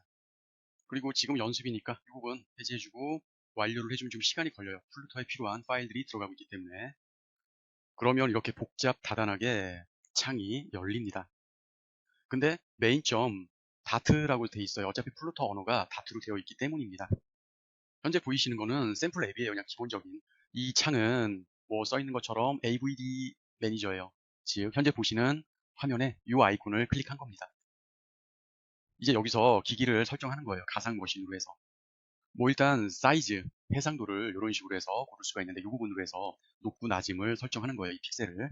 목적은 뭐냐면 우리가 가상머신이라고 하죠. 작업하면서 미리 보기를 무엇으로 볼 건지 그게 중요한 겁니다. 그래서 뭐 일반적인 사항을 그냥 선택을 해도 돼요. 무조건 최신 버전이 좋은 건 아니고요. 하위 스마트폰에서도 내가 만든 앱이 나와야 되니까 뭐 낮은 버전으로 해서 개발하는 것도 괜찮은 방법입니다. 이렇게 지금 넥스트가 비활성화된 것은 아무것도 없기 때문에 그렇습니다. 이 부분을 다운로드를 해서 해도 상관없겠죠. 현재 진행 시간이 나오는데 조금 더 기다려 보겠습니다. 설치를 다 완료했더니 이렇게 나오고요. 여기 넥스트가 활성화가 됩니다. 이하 나머지는 중간에도 세팅을 변경할 수 있고 하기 때문에 뭐 이런 디테일한 것까지는 신경 쓰지 않으시고 현재는 실행을 시켜볼 수 있게 완료를 하죠. 만일에 실행을 하는데 이러한 메시지가 뜬다. 그러면은 원래 실행은 이 부분을 가지고 하는데 이건 시스템을 재부팅한 후에 바이오스 세팅을 해주는 것입니다. 부팅과 동시에 윈도우로 넘어가지 않게 딜리트 키를 막 눌러주세요. 그러면은 윈도우로 넘어가지 않고 시모스로 넘어가게 됩니다. 시모스로 넘어오면은 일반 이런 메인보드 화면일 텐데 고급 모드로 들어가야 돼요. 고급 모드로 들어가려면 F7을 누릅니다. 그럼 지금 보시는 것처럼 이런 선택창이 나와요. OK를 눌러서 CPU 관련 내용을 들어가야 돼요. CPU 관련 내용은 이 부분에서 메인보드마다는 좀 다른데 일로 들어가서 CPU로 들어갑니다. 지금 선택된 요 사항 있죠? 요 사항의 기능을 얘로 만들어 줘야 돼요. 그랬을 때 그 기능이 실행이 됩니다. 이렇게 선택을 해주고 나서 F10을 누르면 저장이 돼요. 그리고 ESC 누르고 나가면은 다시 부팅돼서 안드로이드 스튜디오에서 되는 것을 확인할 수가 있습니다. 이걸 그냥 RGO라고 네임을 변경했고 이런 사항들을 다 변경할 수가 있어요. 이제 이렇게 해서 가상 내용이 떠올랐으면 실제 우리가 원하는 거는 여기 있는 내용을 출력하는 겁니다. 앱을 실행하는 거죠. 클릭하면은 진행 상태가 막 되면서 원래는 이렇게 플루터 데모 홈페이지라고 나와야 됩니다. 추가로 확인해 볼 부분은 플루터 닥터라고 쉘이든 CMD든 상관이 없습니다. 명령을 실행해 보면은 디바이스 연결까지의 초록색으로 다 이렇게 완료가 되고 이슈가 없다라고 해서 나와야 정상적으로 작업을 할 수가 있게 돼요. 지금 보시는 거는 앱이라는 폴더에 처음에 플루터를 설치했고 세팅 작업을 완료했고 지금 이제 안드로이드 스튜디오로 앱을 만드는데 앱의 저장소가 이곳이었고 만들어진 앱은 이 부분입니다. 이거는 그냥 가장 기본적인 거고 이렇게 카운트 되는 부분인데 이 내용을 코딩하기 위해서는 안드로이드 스튜디오의 이 부분 이 폴더의 경로가 아까 보셨던 그 위치가 맞고요. 타이틀인데 이 부분을 고쳐봤습니다. 그러면 이렇게 고쳐진 걸 알 수 있고 그럼 얘는 타이틀이라는 부분이 두 가지가 있을 거예요. 따로. 현재 이 부분과 연결된 부분에 위로 좀 올리면 여기 타이틀이라는 부분에 플루터 데모라고 있습니다. 이 이야기는 뭐냐면 앱을 사용하다 보면 이렇게 만들 때가 있잖아요. 실제 이렇게 됐을 때, 실행됐을 때와 다른 것들을 같이 열잖아요. 여러 가지 막 그 앱이 겹쳐져서 원하는 앱을 선택하겠죠. 그럴 때 나오는 타이틀은 이 부분이에요. 이 부분은 보시는 것이 얘를 수정하시면 됩니다. 보시는 것처럼 작업 중, 그리고 이 타이틀. 요거는 이제 얘를 작업 중이라고 제가 수정을 한 거예요. 보시는 것처럼 이 작업은 너무도 쉽습니다. 강의만 잘 따라오면은 어지간한 앱은 제작이 쉽게 가능해요. 그럼 이 앱이 구동되고 돌아가는 기본 구조를 먼저 알려드릴게요. 이건 제가 77이라고 수정을 했어요. 이유는 이러한 경로가 있습니다. 지금 보면은 애플리케이션이 저장되는 장소. 근데 플루터가 있어야 돌아가죠. 현재 지금은. 근데 이 위치는 어디에 있냐면 바로 여기에 있습니다. 우리가 봤을 때 이 문서 코딩으로만 아까 이 내용이 돌아가는 게 아니에요. 물론 이 코딩이 있어야 되지만 이게 적용되려면은 이 파일을 불러와야 돼요. 언뜻 보면은 플루터에 이 파일이 패키지로 있으면 되겠는데 이 위치는 어디에 있냐면은 바로 이곳입니다. 이곳에 있는 사항인데 이게 없으면은 구동되지 않아요. 이 부분이. 그래서 어떤 문제가 생기냐면은 개발을 하다가 내 컴퓨터의 경로가 변경됐어요. 뭐 폴더를 변경했다든가 파일에 현재 이런 구조에 의해서 얘가 돌아가는 건데 폴더가 변경되면은 이 구조의 인포트를 가져올 수가 없어요. 원래는 이렇게 돼 있어요. 지금 저장을 하면은 이게 막 이상한 문구로 나올 수도 있는데 이 부분을 찾을 수 없으니까 그러는 거예요. 그래서 정상적으로 이렇게 파일명을 되돌려 놨고 여기에서 다시 저장을 한다면은 이렇게 실행이 이제 막 되죠. 지금은 단순한 내용이기 때문에 임포트를 하나만 해왔는데 여러 가지 임포트를 막 종류별로 여기서 늘려나갈 수가 있습니다. 그러려면은 그만한 기능들이 필요할 때 가져오게 되는 거고요. 이 파일에 완전히 기본적인 아주 단순한 내용만 있습니다. 주석 처리해놨는데 앱을 실행을 할 때 보일 때 전체적인 몸통의 기본과 타이틀, 플로팅이라든가 액션바 같은 거 있죠. 그런 것만 하게 돼요. 뭐 예를 들어서 중간에 이 사항을 변경하는 거는 바디 내용이에요. 바디의 타이틀인데 이건 지금 현재 이 부분을 수정을 한 겁니다. 잘 보면은 이 텍스트가 있는데 얘는 여기에서 파생되는 거예요. 그리고 얘는 바디에 이렇게 돼야 돼요. 보시면은 컬러가 지금 변경이 됐어요. 요거 이제 테마색이나 버튼색 이렇게 정의를 할 수 있는데 우리가 알고 있는 뭐 레드라든가 이런 거를 입력해서 넣을 수도 있지만 바로 이 부분을 찾으시면 돼요. 이 샘플에 22번째 줄에 보면은 컬러들 해가지고 나오죠. 점 찍고 이제 나머지 사용할 수 있는 컬러를 고를 수가 있어요. 예를 들어 다른 컬러를 고르겠다. 그러면 지우고 닷 점을 찍으면은 여기서 사용할 수 있는 색들이 이렇게 나옵니다. 리스트 컬러 해가지고 현재 이건 정의가 되어 있는 거예요. 아까 제가 나름대로 골랐는데 뭐 검정색부터 해서 나름 시간이 있으시면 좀 찾아보시면은 원하는 내용을 고를 수가 있을 겁니다. 이렇게 해서 고르면은 해당 색상이 여기에 떠요. 이 색상으로 바뀐다라고 보시면 되고 컨트롤 S 저장을 하고 확인을 해 본다면 이렇게 컬러가 변경된 거를 알 수 있죠. 물론 버튼색도 같이 되어 있기 때문에 변경이 됐습니다. 다른 앱들하고 같이 보는 걸로 해도 색상은 변함없이 동일하고 내가 원하는 거를 만드는 거를 보여드릴게요. 뭐냐면 이 본문의 실제적인 메인의 내용은 어디에 있냐면 LIV에 있습니다. LIV에 있는데 원래 메인을 복사해서 백업을 해놨어요. 더블 클릭하면 이건 우리가 중전까지 학습했었던 내용입니다. 하지만 따로 만들기 위해서 메인이라고 해서 이렇게 만들어 봤어요. 나머지는 다 지운 거죠. 실제 보여지는 거는 매테리얼 앱이라고 해서 종류가 나와 있는데 일단 앱바도 좀 만들고 바디도 좀 만들고 해보겠습니다. 리턴에 이제 홈을 하나 만들어주는데 무엇을 정의하냐면 공사장의 비계라는 게 있습니다. 영문도 마찬가지예요. 일단 우리가 타이핑을 다 칠 수 없으니까 대문자로 만든 다음에 대소문자 구분이 제일 정확합니다. 잘못하면은 소문자로 했을 때 기능이 안 돼요. S라고 하면은 아까 제가 설명해 드렸던 공사장의 비계나 그런 부분 감싼다라는 거죠. 여기 영문 뜻 그대로 정의를 해주고 소문자예요. 앱이라고만 해도 앱바라고 나온 걸 알 수 있죠. 선택을 합니다. 이렇게 앱바라고 정의해줘서 실제 들어갈 타이틀을 정해줘야 되겠죠. 그 타이틀은 이렇게 들어간다는 앱바가 마무리됐다는 밑에 주석 문구를 알 수 있고 이건 그냥 제가 입력을 했습니다. 뭐 이거 타이핑 치는 것까지 보여드리긴 좀 그렇고 일단 3개 라인이 다 마무리가 된 거예요. 그래서 보면은 이렇게 아까와는 달라요. 아까 메인과 지금 메인은 보시는 것처럼 추가가 됐습니다. 그리고 내렸을 때도 문제없이 되고 요 사항이에요. 그러면 아까 우리가 봤을 때 본문이 센터라고 해서 내용이 있었는데 여기에 그냥 간단하게 문구를 하나 그냥 출력해 볼게요. 이렇게 바디라고 여기 들어갈 문구 텍스트 똑같이 넣어줘요. 얘처럼. 그렇게 이렇게 해서 본문 구성을 했고 저장을 합니다. 타이핑하는 거 그냥 제가 했으니까 무슨 내용인지 아실 테고 컨트롤에서 저장이 완료되면 현재는 아무 코딩도 안 되는 상태에 뭐 가운데로 할지 뭐 어떻게 할지 색상이나 이런 건 정의가 안 되었고 이렇게 이제 세팅이 됐다라는 얘기죠. 이제 다음 시간부터는 본격적으로 튜닝하고 여러 가지를 예제들을 가지고 작업을 좀 해보겠습니다. 안녕하세요. 안드로이드 스튜디오 코틀린 첫 시간, 이번 시간에는 헬로 월드라는 문구를 출력하는 앱을 한번 만들어 보면서 이 안드로이드 스튜디오에 대한 감을 좀 잡아보도록 하겠습니다. 우선은 안드로이드 스튜디오를 설치하시고 뉴 프로젝트라는 걸 클릭하시면 이런 팝업 창이 보이실 텐데요. 이 팝업 창에서 폰 앤 태블릿 이 탭을 선택해 줍니다. 선택하시면 이 팝업 창에서 폰 앤 태블릿 탭을 선택해 줍니다. 이 탭을 선택하시면 MT 액티비티라는 게 보이실 텐데요. 이걸 선택해 주시고요. 다른 액티비티들은 일단은 사용하지 않을 겁니다. 이 액티비티라는 건 여러분께서 안드로이드 애플리케이션을 사용하실 때 보실 수 있는 한 화면을 말하는데요. 예를 들어 애플리케이션에 화면이 총 3장 들어가 있다 하면은 액티비티가 3장인 거고 4장 들어가 있다 하면은 액티비티가 4장인 겁니다. 그런 액티비티들을 편하게 만들 수 있도록 이 안드로이드 스튜디오에서는 어느 정도 커스터마이징 된 액티비티들을 이렇게 선택할 수 있게 해주고 있는데요. 지금 저희는 아무런 기능도 없는 비어있는 화면이 필요하니까 이 empty 액티비티를 선택하는 걸로 알고 넘어가시면 되겠습니다. 혹시 나중에 저희도 할 건데요. 이 GPS를 사용한 화면이 필요하면 이 구글 맵스 액티비티를 선택하면 되고 혹시 광고를 넣고 싶으시다 하시면 옆에 보이는 이 광고가 들어가 있는 액티비티를 선택하시면 되겠습니다. 일단은 지금은 말씀드렸다시피 empty 액티비티를 선택하고 넘어가 줍니다. 넥스트를 눌러서 넘어오시면 이곳에 액티비티의 이름을 선택하는 창이 보이실 건데요. 저희는 이 애플리케이션의 이름을 My Hello World라고 해주겠습니다. 그리고 패키지 네임은 그대로 두시고요.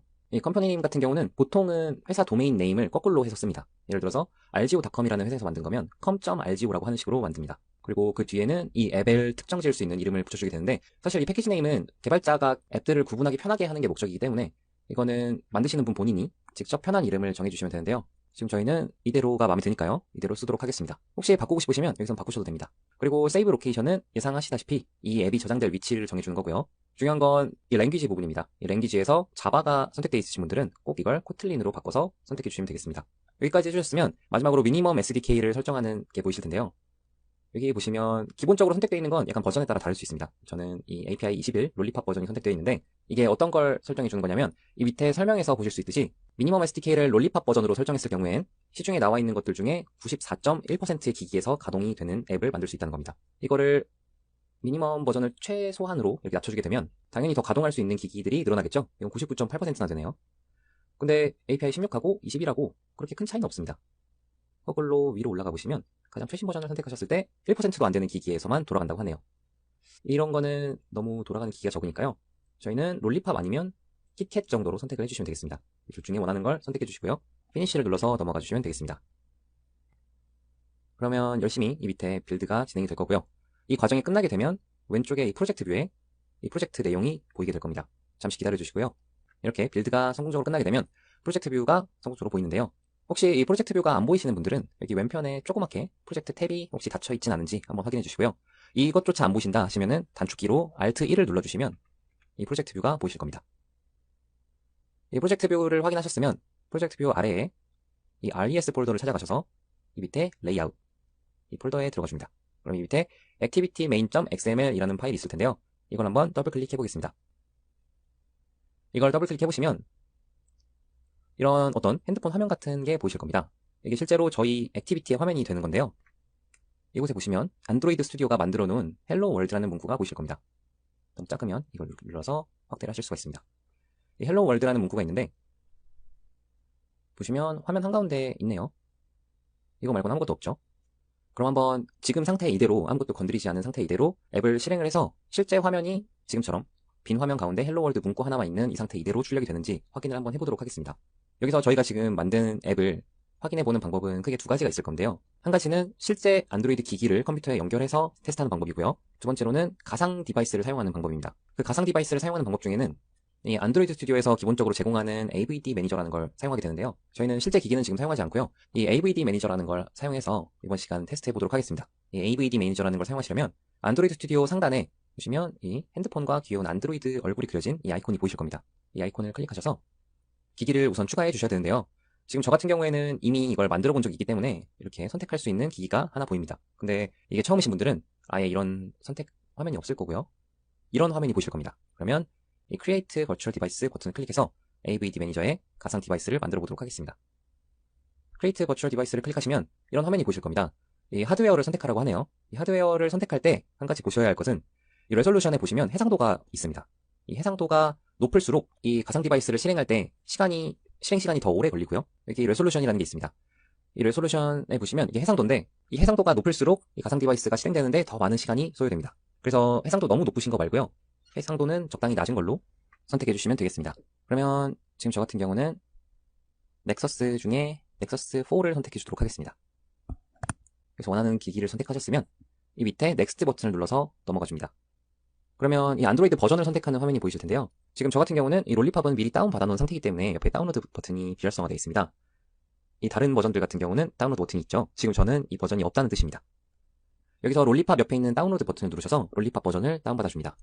그리고 다운을 받으셨으면 이게 시간이 좀 걸리실 겁니다. 이거 기다리셔서 다운을 완료하셨으면 롤리팝 버전이 이렇게 선택이 가능해지고요. 이렇게 선택이 되셨으면 넥스트 버튼을 눌러서 넘어가 주도록 하겠습니다. 그러면 이제 이 가상 디바이스의 이름을 지어줄 수가 있습니다. 이 AVD 네임에 저는 이렇게 RGO라고 붙여주겠습니다. 그리고 나머지는 건드실 게 없는데 여기 포트레이트와 랜드스케이프가 있는 걸 보시면요. 이거는 나중에도 언제든지 바꿀 수 있는 설정이긴 한데 이 가상기기를 세로로 세울 거냐 아니면 가로로 눕힐 거냐 하는 겁니다. 이걸 만약에 지금 랜드스케이프로 선택하신 다음에 피니쉬를 누르시면 이 가상기기의 시작 화면이 이렇게 가로로 출력이 될 거고요. 이 포트레이트를 선택하시면 세로로 설정이 돼서 출력이 될 겁니다. 여기까지 하신 다음에 포트레이트 선택해 주시고요. 그리고 피니쉬를 눌러서 AVD 매니저를 생성해 줍니다.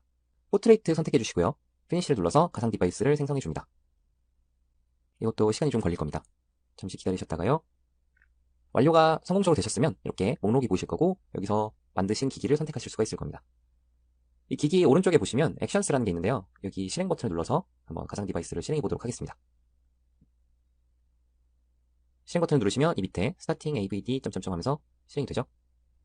잠시 기다리시면 이런 화면이 보이실 겁니다. 이게 저희 기기고요. 이 처음 기기가 실행될 때는 시간이 좀 많이 걸립니다. 이거는 감안하셔서 저희 실습할 때는 이 AVD 매니저를 미리 켜놓고 실습을 진행하도록 하겠습니다. 이렇게 해주시면 실행이 완료가 된 거고요. 이거는 실제 여러분이 사용하시는 안드로이드 스마트폰하고 같은 거라고 생각하셔도 됩니다. 실제 현실에 만질 수 있는 그런 하드웨어가 없을 뿐이지 이곳에서의 기능은 모두 똑같습니다. 여기 누르시면 인터넷을 쓸 수도 있고요. 그리고 이곳에 앱을 설치하시면 이렇게 설치가 돼서 사용하실 수가 있습니다. 이제 저희 이 기기에다가 저희가 만든 앱을 한번 설치해서 테스트해 볼 건데요. 그 테스트하는 방법은 이 안드로이드 스튜디오 상단에 이 Run 앱이라는 버튼이 있죠. Shift F10을 누르셔도 되는데 이거를 누르시면 되는데 여기서 중요한 건 이 버튼 바로 왼편에 저희가 생성한 이 가상 디바이스가 선택되어 있는지 한번 확인해 주셔야 합니다.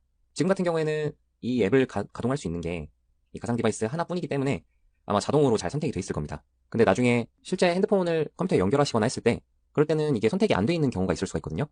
그렇기 때문에 이걸 실행을 하시기 전에는 반드시 이 왼편을 한번 확인해 주시고 실행해 주시면 되겠습니다. 그리고 이런 앱을 눌러서 앱을 실행해 보겠습니다. 이걸 누르시면 이 밑에 빌드가 진행이 되죠. 이걸 잠시 기다리시면요. 이렇게 런치 석세시드라는 문구가 팝업이 되고요. 저희 가상 디바이스를 확인해 보시면 헬로 월드라는 문구가 출력된 앱이 실행된 걸 확인하실 수 있습니다. 이건 실제 앱처럼 이렇게 최소화도 시킬 수 있고요. 다시 실행할 수도 있습니다. 그럼 이 문구를 한번 바꿔보도록 할까요? 기본적으로 생성된 헬로 월드 문구를 이 디자인 탭에서 선택을 해줍니다. 지금은 선택이 되어 있는 상태죠. 이걸 선택을 해주시면 오른편의 속성창에 쭉 내려보시면 이 텍스트라는 속성 값이 있습니다. 이 속성을 이렇게 바꿔보도록 하겠습니다. 그리고 엔터를 눌러주시면 이 수정한 게 여기에도 반영이 됩니다. 이걸 수정하셨으면 아까 런 앱 버튼 있죠? 지금은 모양이 살짝 바뀌어 있는데 이걸 클릭하셔서 한번 확인해 보도록 하겠습니다. 이걸 누르고 기다리시면 분명 이런 팝업창이 뜨실 겁니다. 이게 이미 실행되고 있는 이 같은 이름의 앱이 있다는 뜻인데요. 기존의 앱은 종료를 하고 새로운 앱을 실행하도록 하겠습니다. 기다리시면 런치 석세스가 뜨고요. 화면에 보시면 성공적으로 문구가 바뀌어 있죠. 이렇게 간단히 원하는 문구를 출력해 줄 수가 있습니다. 그럼 지금은 이 디자인 뷰를 이용해서 문구를 출력을 해봤는데 이걸 코틀린을 사용해서 어떻게 출력을 하느냐 그걸 보시면 저희 프로젝트 뷰 있죠? 프로젝트 뷰에 이 메인 액티비티를 더블 클릭해서 펼쳐줍니다. 이 메인 액티비티가 뭐냐면 저희 앱이 실행되는 제일 첫 화면을 뜻합니다. 제일 메인이 되는 화면을 말하는데 이 화면의 레이아웃은 이 액티비티 메인이라는 저희 액티비티 메인.xml 있죠? 이 화면의 레이아웃을 사용한다라는 뜻입니다.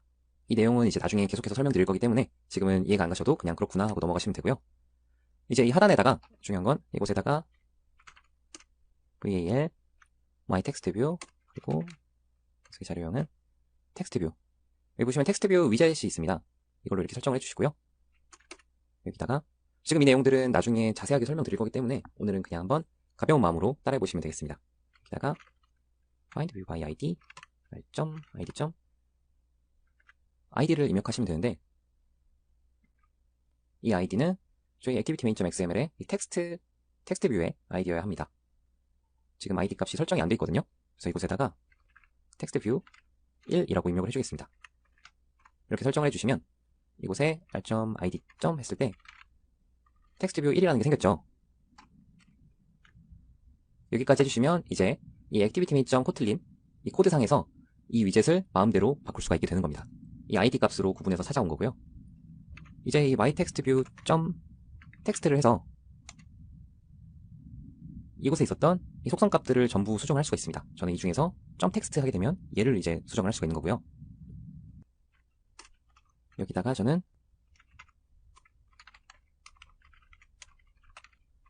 이렇게 입력을 해주도록 하겠습니다.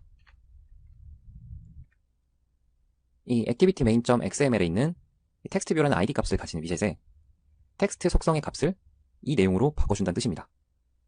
여기서 위젯이라는 건 저희 안드로이드 액티비티 화면에 보이는 모든 것들은 위젯이라고 생각을 하시면 됩니다. 이 위젯 중에는 버튼도 있고요. 이 텍스트 뷰도 있고 어떤 이미지, 그림을 표현하는 이미지 뷰도 있습니다. 그리고 스크롤 뷰도 있고요. 얘네들을 다 위젯이라고 합니다. 그래서 앞으로 위젯이라고 하면 대충 이 화면에 보이는 애들을 말하는구나 라고 생각하시면 되겠습니다. 그럼 이제 여기까지 하셨으면요. 이 앱을 한번 실행해 보도록 하겠습니다. 잠시 기다려주시면 앱이 이렇게 성공적으로 실행이 됩니다. 보시면 앱의 문구가 바뀌어 있죠?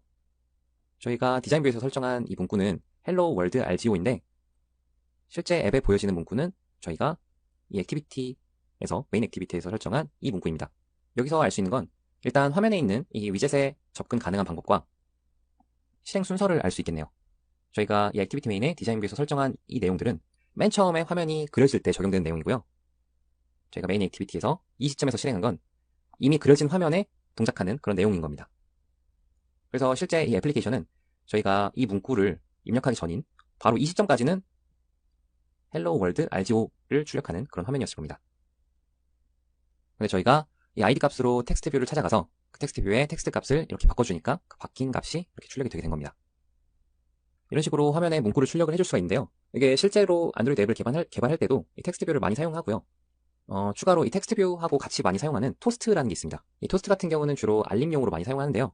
토스트도 마찬가지로 vl my 토스트 하고 토스트 이렇게 입력하신 다음에 텍스트 아니죠? 토스트 점 make 텍스트라는 게 있습니다. 여기에서 두 번째 인자에다가 출력하고 싶으신 문구를 입력하시면 되는데요. 입력해 주시고 이곳에 저는 여기 입력하는 문구를 그대로 복사해서 붙여 넣어 주겠습니다. 이렇게 해주시고요. 마지막으로는 토스트 점 랭스 쇼츠라고 입력해 주시면 됩니다. 이렇게 해주시고 my toast 점 show 여기까지 해주시면 되는데, 근데 아까 텍스트 뷰 이 부분이랑 지금 토스트 이 부분에서 에러가 발생하시는 분들 계시면은 이 위에 임포트 부분을 확인해 보시면 됩니다. 임포트에 android.widget.textView 이 내용과 android.widget.toast 이 내용이 아마 없으실 겁니다. 지금 저 같은 경우는 이 내용을 원래 추가해 주는 건데 저는 안드로이드 스튜디오가 자동적으로 추가를 하게 설정이 되어 있어서 지금 자동 추가가 된 거고요. 혹시 여기 에러가 발생하신 분들은 이 내용을 입력해 주시면 되겠습니다. 이 임포트가 자동으로 되게끔 하는 설정은 지금 이게 자동 추가가 안 되시는 분들만 하시면 되는데요. 이 안드로이드 스튜디오 상단에 보시면 이 파일 버튼이 있습니다. 이 파일 버튼에 세팅스 여기 들어가시면 상단에 오토라고까지만 입력하시면 이 오토 임포트가 보이실 겁니다. 이 오토 임포트에 C나 C++도 있고 자바도 있고 밑으로 내려보시면 코틀린도 있습니다. 이곳에 지금 add로 시작하는 이 내용과 자바에 있는 이 내용과 코틀린에 있는 이 내용을 체크해 주시고요. 이 밑에 부분까지 체크해 주셔도 됩니다. 이게 add가 있는 내용은 자동으로 임포트를 추가해 주는 거고요. 이 밑에 optimize import on the fly는 이 해당 임포트가 사용되지 않으면 자동으로 삭제해라 라는 체크입니다. 그래서 당장 자동 추가만 사용하실 거면 이 밑에 두 개는 해제하신 다음에 이 내용만 자바와 코틀린에 있는 걸 설정해 주시면 되겠습니다. 선택하시고 OK를 눌러주시면 이제 지금부터는 자동으로 잘 추가가 될 겁니다. 이렇게 하신 다음에 한번 다시 앱을 실행해 보도록 하겠습니다. 이제 성공적으로 런치가 됐고요.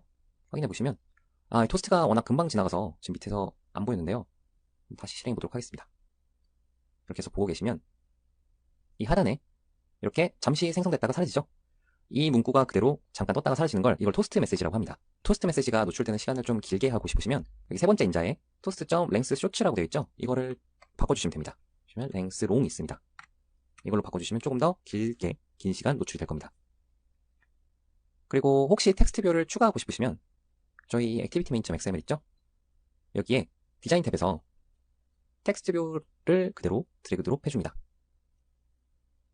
이걸 새롭게 드래그 드롭 하시면 되는데 그냥 이렇게까지만 해놓으시면 이렇게 빨간 줄 에러가 표시되고요. 왼쪽에는 빨간 느낌표가 이렇게 표시가 될 겁니다. 지금 이건 이 텍스트 뷰라는 이 위젯의 위치가 제대로 설정이 안 되어 있다는 뜻인데요. 여기 오른쪽에 있는 레이아웃에서 이 파란색 십자가들 있죠? 파란색 십자 무늬들 얘네들 한 번씩 클릭해줍니다. 이렇게 클릭해주면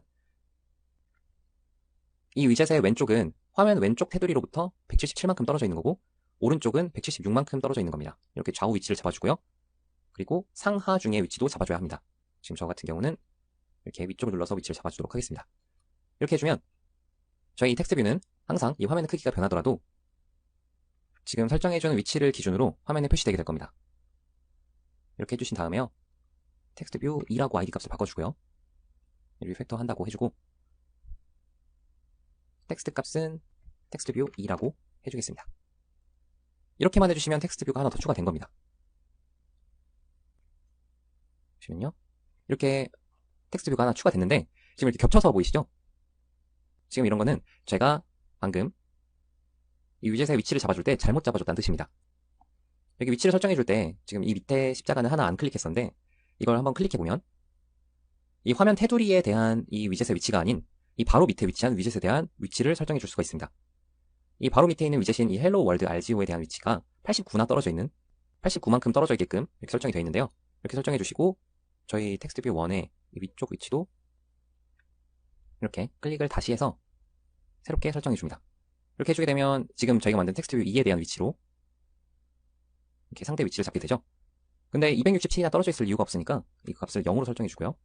저희 텍스트 뷰도 밑에 값을 89가 아니라 좀 가깝게 설정을 해주도록 하겠습니다. 이렇게 해주신 다음에 다시 실행해 보시면요.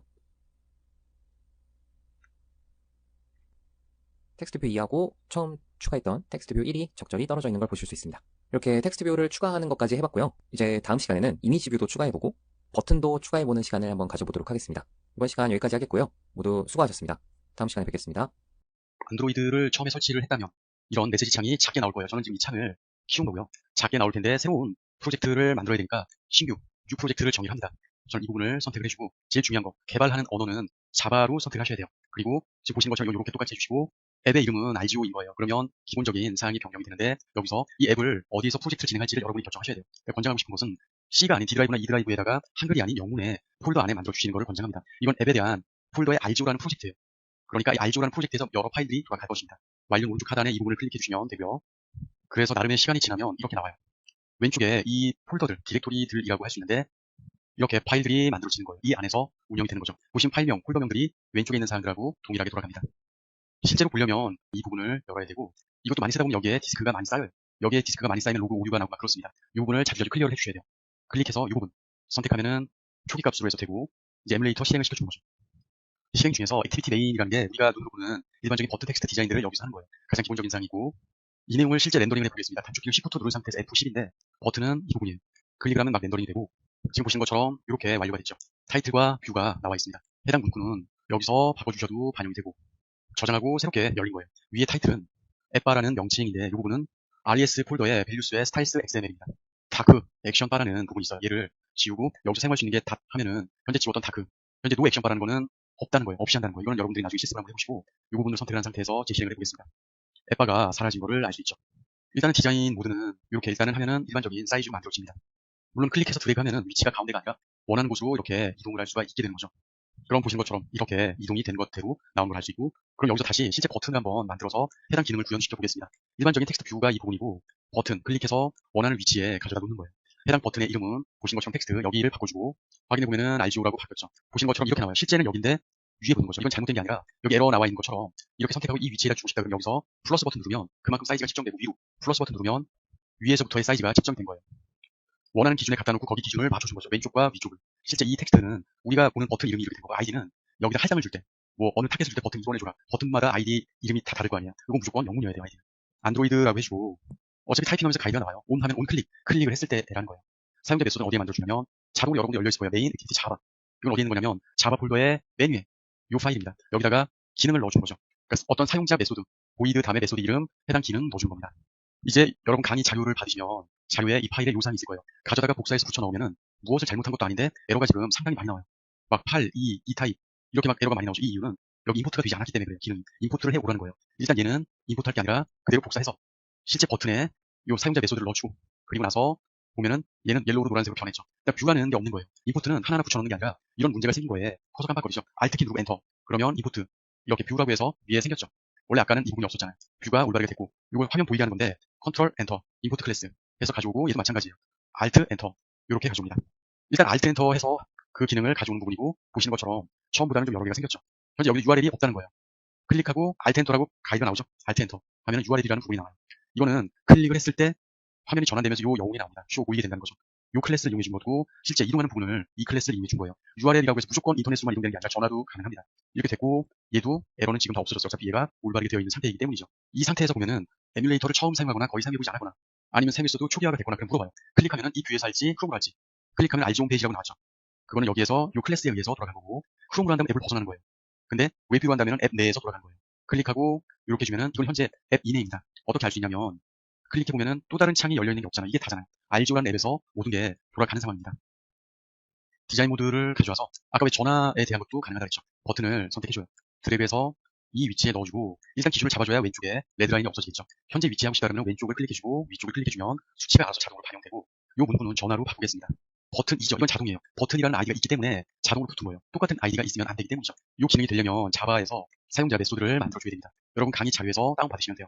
이 부분이 되겠고 얘를 아까 만들어진 버튼에 온 클릭했을 때 이 메소드를 가져올 수 있게 해줘야 되겠죠. 이렇게 해서 기능이 되면 바로 전화 걸리는 게 아니라 전화 앱이 열리고 해당 번호가 떠요. 해당 번호는 여기 나온 것처럼 이 부분이에요. 제가 아까 설명해드린 것처럼 얘는 어떤 인터넷으로만 이렇게 되는 게 아니라 URL이라고 하지만 텔이라고 하면 전화에 대한 앱을 가져옵니다. 전화 버튼이 만들어졌고 클릭함과 동시에 문구가 쇼로 뜨고 사라지겠고 전화번호가 만들어지고 요거는 지금 현재 전화에 대한 앱이 하나 열린 거예요. 제가 일반적인 버튼하고 텍스트 뷰 두 개를 추가를 했습니다. 다른 것들은 아이디가 자동으로 생성이 되는데 얘는 아이디가 원래 없어요. 따로 필요에 의해서는 정해주는 겁니다.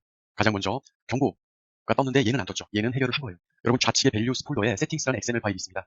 예를 들어서 등록을 한다면 얘를 선택하고 우측에 있는 사항 중에 텍스트 내용인데 이건 문자열이라는 거예요. 스트링으로 해서 IT로 이름을 등록을 한 거예요. 그게 아까 보셨던 여기 자동으로 저장이 되는 거고 일일이 이렇게 만들 필요는 없습니다. 그리고 안 만들어도 상관은 없지만 이게 좀 그러면 더블 클릭하면은 이런 문구가 나와요.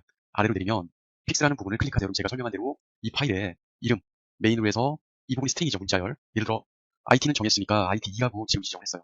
OK 하면 동시에 이 노란색 경고가 없어졌죠. 우측에 보면은 스트링 문자열로 IT 2가 생겼어요. 확인해보면 자동으로 이렇게 생성이 됩니다. 배경색 변경과 요 두 개를 추가했습니다. 추가를 미리 해놓은 건 여태까지 요 추가한 걸 보여드렸으니까 위에 텍스트는 바로 텍스트에서 텍스트 뷰로 해서 끌어다가 하고 문구를 변경했고 배경색 변경도 버튼을 해서 버튼을 끌어다 넣고 좌표를 잡아준 거예요. 이 내용은 해당 앱을 구동하면은 이렇게 됩니다. 버튼이 하나면 그냥 하나에다가 주면 되는데 이건 여러 개 버튼과 버튼의 ID 값을 정의를 하는 거니까 제일 먼저 지금 붙여넣었는데 이 부분을 붙여넣었어요. 클릭하면 블루로 바뀌는 겁니다. 물론 색상을 변경하고자 한다면 컬러 닷 해가지고 원하는 컬러를 정의를 할 수가 있어요. 뭐 레드든 뭐든. 뭐 다시 레드로 정의를 했는데 이 부분은 이전이랑 다 똑같아요. 잠시 문구가 나온 거고 클릭을 했을 때. 중요한 거는 아까 레이아웃의 ID 값을 지정을 해줬죠. 보신 것처럼. 대소문자 구분을 잘 하셔야 돼요. C가 소문자로 된 거는 ID를 정해준 거예요. 이 부분을 얘가 대입을 받습니다. 대입을 받는데 얘는 결과적으로 얘예요. 대문자가 C로 돼 있죠. ID를 이렇게 정해준 거예요. 아까 ID 정해준 창에서. 소문자죠. 실제 반영될 사항은 이거는 대문자예요. C가. 그러니까 얘한테 반영을 하겠다는 거예요. 이 아이디를 찾아서. 그럼 컬러 값으로 이제 선택을 했는데 여러분들은 얘를 는과 동시에 레드가 몇 개가 뜰 거예요. 가져와야 돼요. 그러니까 얘에 대한 것도 인풋 해와야 되고 컬러에 대한 부분도 인풋 해와야 돼요. 선택하고 Alt 엔터 위로 올릴게요. 컬러로 해서 요거를 가져왔죠. 물론 얘도 가져왔습니다. 그러면 클릭을 했을 때 작동을 하게 하려면 맨 마지막에 버튼 만든 거 아까처럼 온 클릭했을 때 이 부분을 구동을 한다는 거죠. 렌더링이 새롭게 완료됐고 선택하면 레드로 변경이 됩니다. 이번에는 클릭을 할 때마다 랜덤으로 색상이 변경되도록 한번 해보겠습니다. 물론 랜덤되는 색상도 배열로 만들어주는 거죠. 자바 파일도 좀 만들어줘야 되는데 그래서 랜덤이기 때문에 얘를 주석 처리했고 물론 저는 자바 파일을 미리 만들어 봤습니다. 여기에 우리가 메인 액티비티 자바를 하고 있잖아요. 여기 여러분 하나만 있을 텐데 지금 하나가 더 생겼죠. 일단 자바 파일을 만드는 방법은 오른쪽 마우스를 클릭하세요.